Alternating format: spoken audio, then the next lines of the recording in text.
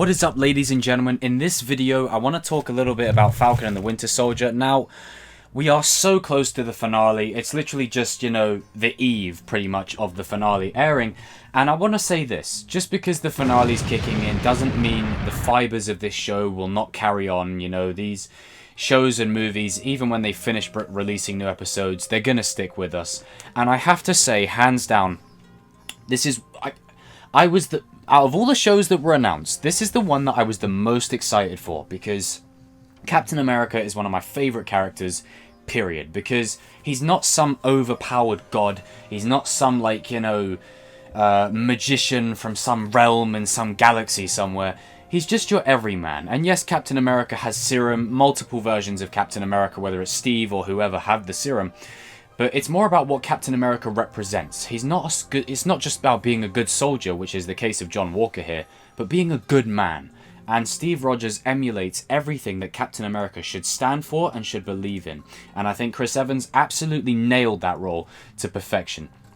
And, I have full confidence that one day, Chris Evans may come back, down the line for a special appearance in maybe like Avengers 6 or something. If they do like the Secret Wars storyline or something like that, they could pluck a younger version of Cap or a multiverse version of Cap.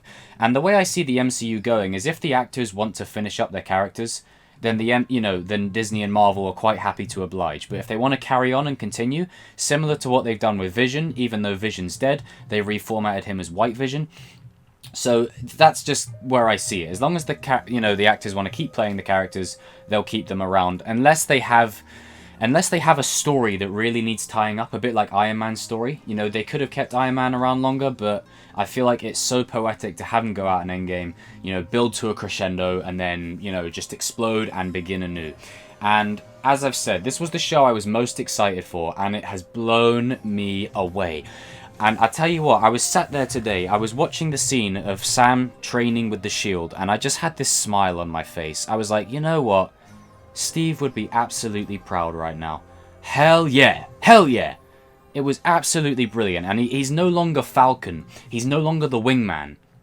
He's his own character. He's the Louisiana hero. And that score by Henry Jackman. I'm so happy they got Henry Jackman back to compose the show, because he scored Winter Soldier. And I could be mistaken, but did he score Civil War? Someone comment down below in the comments. So it makes sense that the theme that really elevated, Captain America's character. As much as I love the first Avenger, the Winter Soldier really elevated Steve Rogers' character up several notches.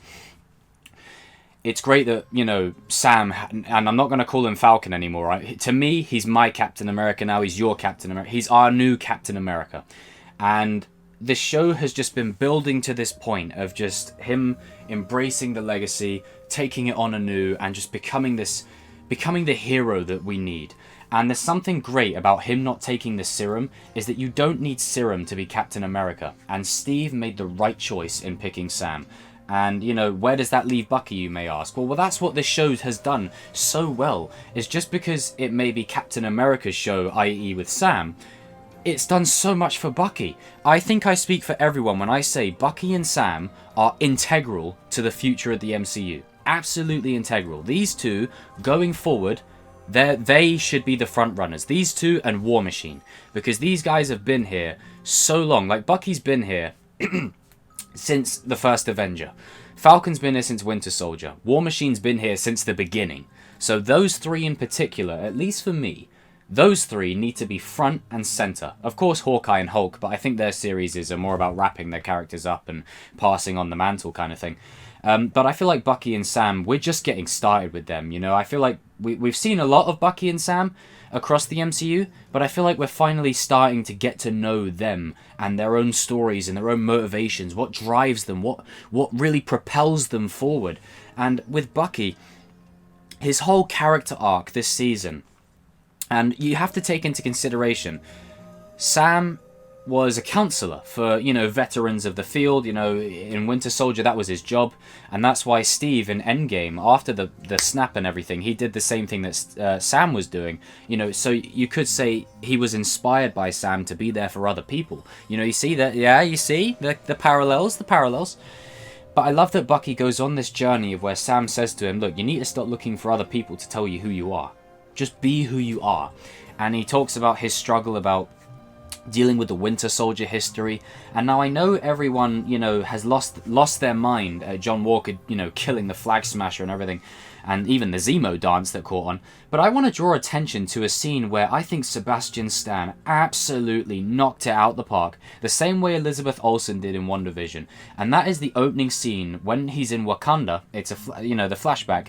He's in Wakanda and they're trying to get rid of his Winter Soldier programming. They're testing him. And it's got flashbacks of him and Steve, him beating Steve up, you know, what he did as the Winter Soldier, and him just ridding himself of this program.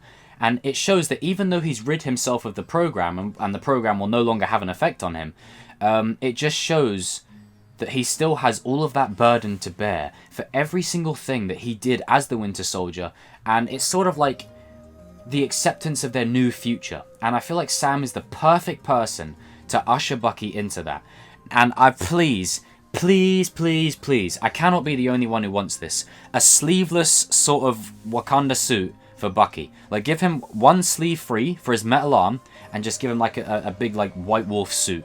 Like, that would be so sick. I mean, like I've said 1,000 times before, how cool would it be? Just imagine the title card. It changes from Falcon and the Winter Soldier to Captain America and the White Wolf. I've seen people say, you know, Captain Falcon.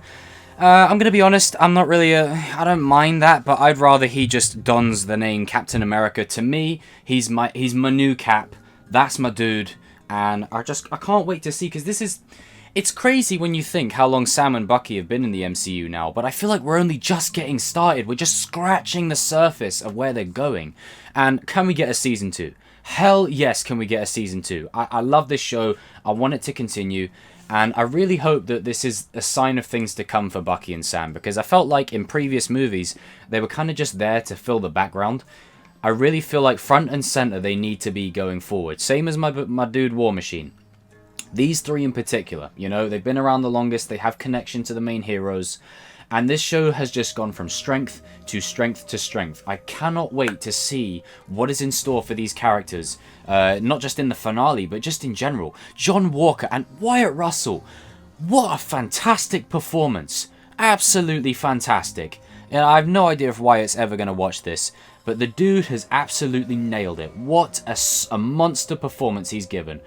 Fantastic. Absolutely fantastic. But he is US agent bound, so there is that. And let's not be surprised if Falcon and the Winter Soldier ends with Ross saying, "I'm putting a team together." And how cool is it going to feel knowing that in the Incredible Hulk movie, the end credit scene was Ross sitting in a bar drinking when Tony comes up to him and says, "I'm putting a team together." Like, how it's going to be interesting. He's putting his own team together now. It's great. But I just love that this show's gone from strength to strength. And I've seen people complain about the real world issues in it. Like, guys, you have to understand. Captain America has always been the one that's involved in real world issues, right? The very character of Steve Rogers is a blonde, a blonde, blue-eyed Aryan, which is what the Nazi dream was, fighting against the Nazis, so that in itself is a political statement. The fact that they're dealing with, current world events and the way people of color are treated in America is what serves the story. It serves the whole meaning behind it. Hence the reason Bucky says to Sam, look, I don't think when Steve was talking about what his plan was that we understood, what you would go through with this. How could we understand? And he apologized. And I saw people saying that was bad dialogue. How was it bad dialogue? How was it bad dialogue between Sam and Bucky? It was an understanding of two people. You have to understand, Bucky and Sam come from the 1940s, and they're both chill, they're both cool dudes, but they aren't as attuned to the issues of today as Sam is. Sam's grown up in this world, which is why he is the perfect modern day Cap for this world, this particular world that we're in right now. And Steve made the right choice. It was not like Steve chose him because he happened to be of color. Steve chose him because he's the right man for the job. Now, I know people wanted Bucky to get the shield, and, admittedly, I do hope Bucky gets his shine there. But And a part of it was because I was worried they were just going to kick Bucky to the side, but they're not doing that at all. They're really pushing the White Wolf angle. As long as they do that, I think everyone's happy. You've got Captain America and the White Wolf. What's not to love? You know, and Steve and Bucky's relationship is one of the best things about the MCU, at least for me. Their brotherhood bond. You know, I'm with you to the end of the line, buddy. And now Bucky and Sam are going to have their own kind of brotherhood bond. And I feel like Bucky's found a place where he can call home. You know, it's not just like Sam is a friend from work. It feels like he's a brother. You know, he can stay there with his family and he can live a better life. And I don't know if you guys noticed this parallel. When Bucky was waking up from his nightmare in his apartment, he was sweating, he was by himself. When he woke up in the morning while he was sleeping on the couch and he saw Sam's family, you know, the kids playing with the shield, he looked happy. He smiled. And then, hey, I'm just throwing this out there. We've got the original Bucky back, you know, the one that's a bit of a ladies' man and a bit of a, you know, a flirtatious kind of dude, you know. And I love the scene when he goes up to Sarah and he's like, "Hi, I'm Bucky." And she's like, "I'm Sarah." And Sam's just looking at him from the distance like, "What are you doing?" That's going to be played for some great laughs. But I love this show. It's gone from strength to strength. I have no doubt in the finale tomorrow they're going to pay off the Isaiah Bradley storyline.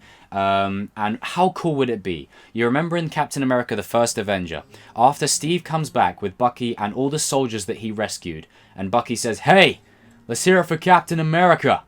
How cool is it going to be when Sam, as Captain America, saves the day and Bucky maybe says the same thing? Fan servicey? Maybe. But I think it would be cool, and it would be so in line with Bucky's character. And I think Steve would be so happy for the both of them. And I think do I think we're going to see Steve tomorrow? I doubt it. I very much doubt it. If we do, I'm going to be shocked. But for me, you know, Bucky and Sam have kind of evolved it forwards. And I just want to see where these two go. You know, I was honestly skeptical with Endgame. Could they really keep the steam rolling? And I tell you what, they've absolutely knocked it out of the park with this show. Like, WandaVision I really enjoyed, especially like the final episodes, because it really like culminated in a good story and a really heartfelt and emotional one. But this one for me was the one that I was most excited for, because again, Captain America is just my favourite out of the lot of them, you know. I always think of that shot in Endgame when he was standing there, one man alone against an entire army, half a shield in his hand, bleeding out, cuts everywhere. He still didn't back down. And that is what Captain America is. And that's what Captain America should always be. Not what John Walker was turning him into. Not what John Walker was turning him into.